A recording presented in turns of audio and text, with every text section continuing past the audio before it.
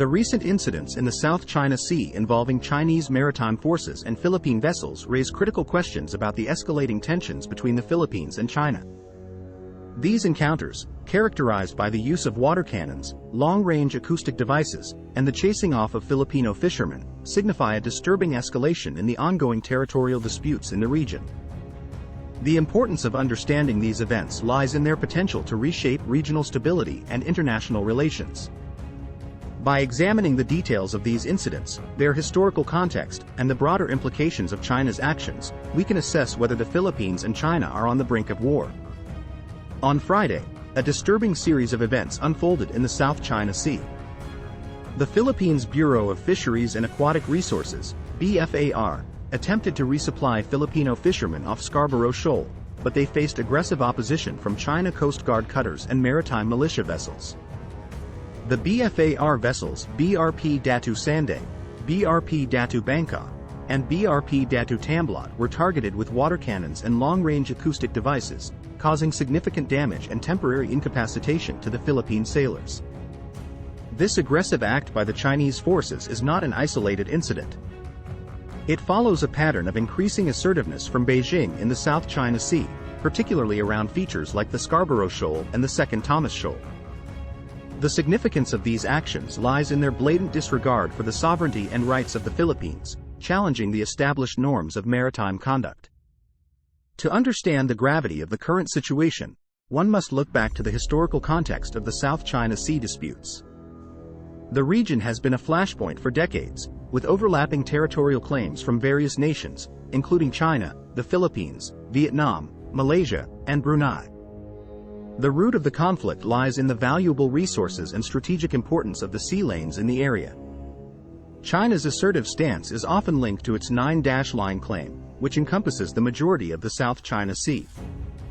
This claim has been a subject of international controversy and was invalidated by the Permanent Court of Arbitration in The Hague in 2016. However, China has continued to enforce its claims aggressively, leading to numerous confrontations with its Southeast Asian neighbors. The Philippines, under the leadership of President Bongbong Marcos Jr., has responded strongly to the recent incidents. Marcos Jr. condemned China's actions, stating that these provocations have only strengthened the Philippines' resolve to defend its sovereignty. This response reflects a significant shift in the Philippines' approach to its territorial disputes with China, moving away from the more conciliatory stance of previous administrations.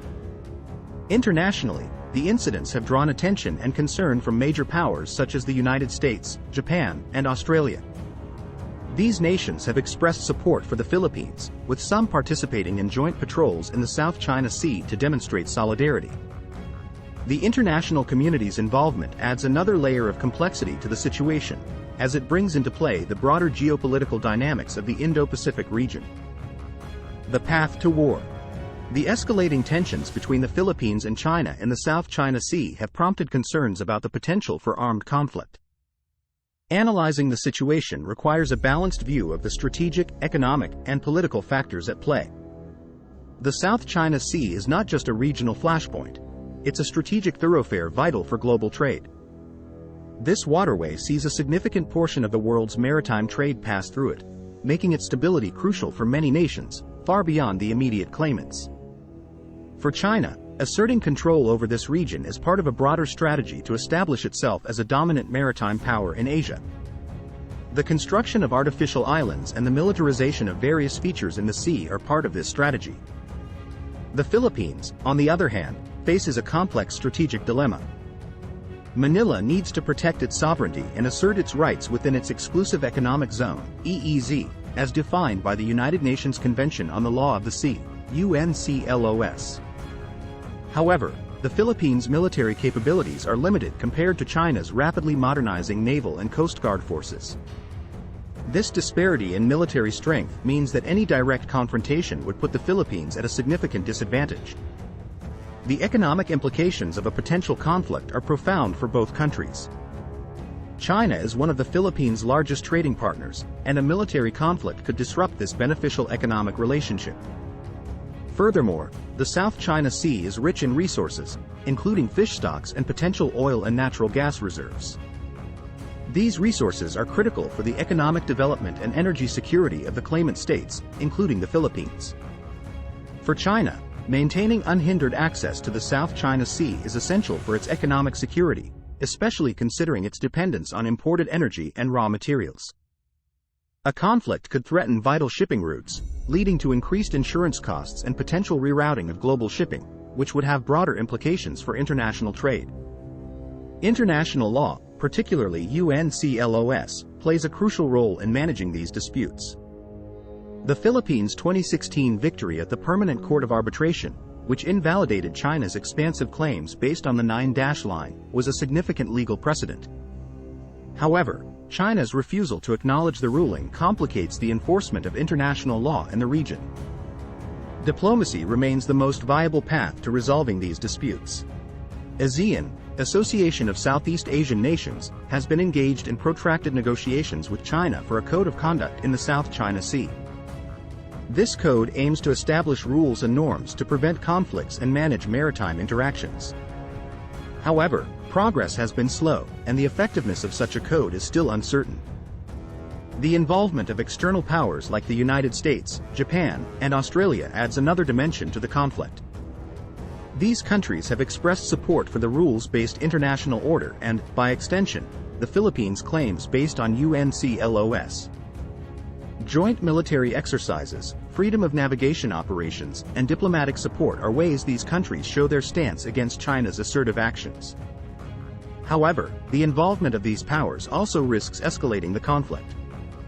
China views the increased U.S. military presence and alliances in the region as containment strategies, which feed into its narrative of external powers meddling in regional affairs. While the risk of war in the South China Sea exists, several factors make a full-scale military conflict unlikely.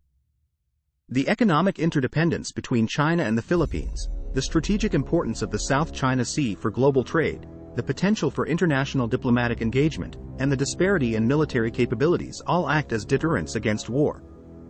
However, the situation remains fluid, and the actions taken by both countries in the coming months will be crucial in determining whether these tensions can be de-escalated through diplomatic means. Conclusion. In conclusion, the recent incidents in the South China Sea are a cause for significant concern. They represent a dangerous escalation in the long-standing territorial disputes between the Philippines and China. While the prospect of war is a grim one, it is not inevitable. Diplomacy, international law, and the concerted efforts of the global community will play crucial roles in preventing these tensions from boiling over into a full-scale conflict. As we watch these events unfold, it is essential to remember the importance of peaceful resolution in maintaining stability in this vital region of the world. Until next time, take care.